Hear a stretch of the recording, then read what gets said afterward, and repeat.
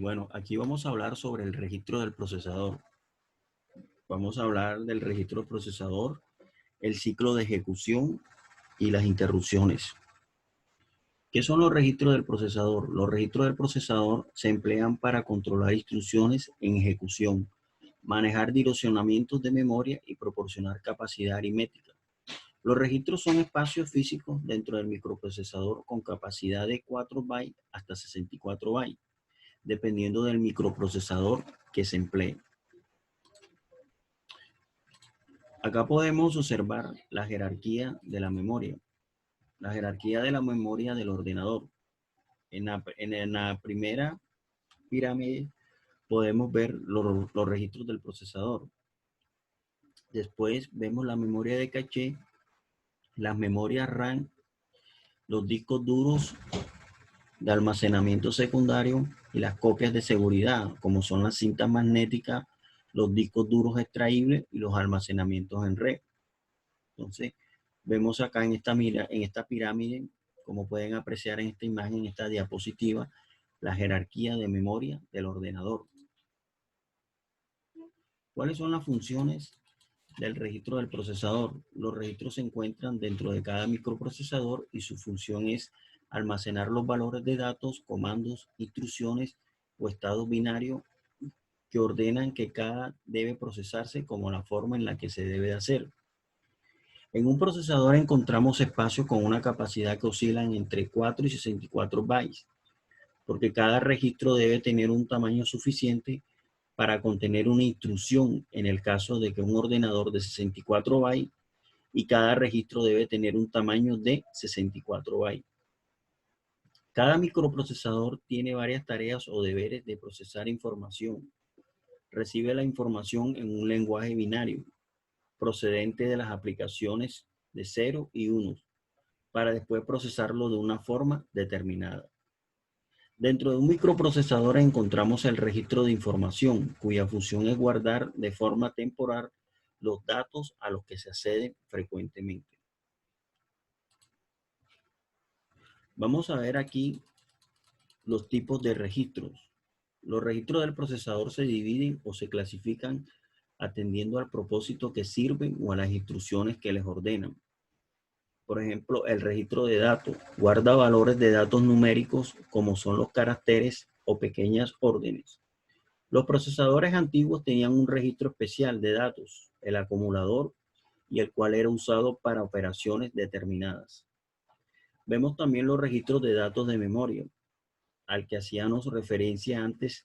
Se trata de un registro que se encuentra en el procesador y que está conectado al bus de datos. Tienen poca capacidad y una velocidad alta, por la que escriben o leen los datos del bus que van dirigidos a la memoria o al puerto EC, es decir, a un periférico. Vemos acá, en esta diapositiva, el registro de propósito general. Son registros que sirven para almacenar direcciones o datos generales. Se trata de una especie de registros mixtos que como su propio indica, no tienen una función específica. Registros de estados. ¿Qué son los registros de estados? Sirven para guardar valores reales cuya función es determinar cuando una instrucción debe ejecutarse o no. También se le conoce como CCR. Dentro de este tipo de registros encontramos el siguiente. El registro de bandera o flag lo encontramos en los procesadores Intel con arquitectura de x86 y estamos ante un registro con 16 bytes de ancho, pero tiene dos sucesores, los EFLAG con 32 bytes de ancho y los RFLAS con 64 bytes de anchos. Vemos los registros como flotante. Primero convendría explicar qué es una coma flotante. Los registros de coma flotante, la coma flotante es una representación en forma de fórmula de números reales de distintos tamaños que sirven para realizar operaciones aritméticas. Nos encontramos con ella en sistemas que requieren sistemas de procesados muy rápidos. Y los registros constantes, su cometido es guardar valores de solo lectura como son el 0. Ejecuciones de instrucciones. ¿Qué podemos entender por ejecuciones de instrucciones? Es un programa que va a ejecutarse en un procesador. Consta de un conjunto de instrucciones almacenadas en memoria y podemos decir que la ejecución consta de dos pasos. El procesador lee, busca instrucciones de la memoria una vez cada vez y ejecuta cada una de ellas. La ejecución del programa consiste en repetir este proceso de búsquedas y ejecución hasta que se ejecute la última instrucción del programa, llamándonos ciclo de instrucción al procesamiento requerido por una única instrucción. Ahora vamos a explicar lo que es un ciclo de instrucción. ¿Qué es un ciclo de instrucción? Y los componentes. Componentes básicos. Para cada ciclo de instrucción, la CPU capta una instrucción de memoria y la CPU almacena un registro para seguir la pista de la siguiente instrucción a captarse. Acá vemos en esta diapositiva a la CPU, los bus del sistema y la memoria. Como pueden observar acá, donde se va a cumplir dicho ciclo de ejecución. Los tipos de instrucciones. Los tipos de instrucciones son procesador de memoria, procesador EC y procesamiento de datos y el control. El procesador de memoria debe transferir datos desde la memoria a la CPU o desde la CPU a la memoria en forma viceversa.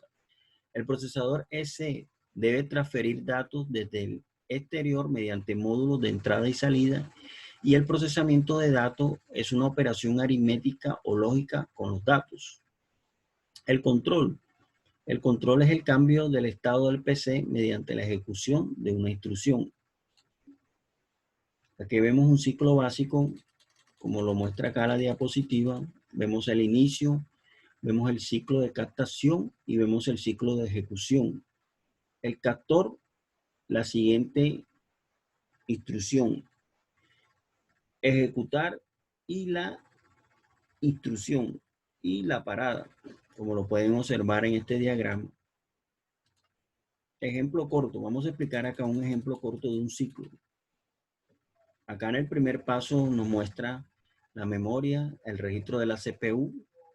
El PC inicia el registro numeral 300, como lo ven ahí. La instrucción de almacenar en IR, el valor de la instrucción está dado en hexadecimal, como lo pueden observar ahí. En el paso 2, los primeros 4 bytes indican que el registro se va a cargar en el AC y los restantes indican las siguientes direcciones de memoria. Indica la operación cargar AC y 940 a la siguiente dirección. El PC se incrementa en +1. El tercer paso aquí nos muestra, se capta la siguiente instrucción 5941 desde la dirección 301. Asimismo, los primeros 4 bytes tienen la operación y los restantes la dirección que se van a cargar. El cuarto paso, el contenido de la dirección 940 se suma con el de 941 y se almacena en el AC. Y el sexto paso, carga la instrucción 301, almacena el valor de AC en la dirección 941 y se incrementa el PC en +1. En todo el proceso se usaron 3 ciclos de instrucción, uno de captación y uno de ejecución. Como este es un corto ejemplo de lo que es un ciclo de ejecución. Ahora vienen, ¿qué son las interrupciones? ¿Qué es una interrupción? Una interrupción es un mecanismo que permite ejecutar un bloque de instrucciones interrumpiendo la ejecución de un programa y luego restablecer la ejecución del mismo sin afectarlo directamente. De este modo, un programa puede ser interrumpido temporalmente para atender alguna necesidad urgente del computador y luego continuar su ejecución como si no hubiese pasado nada.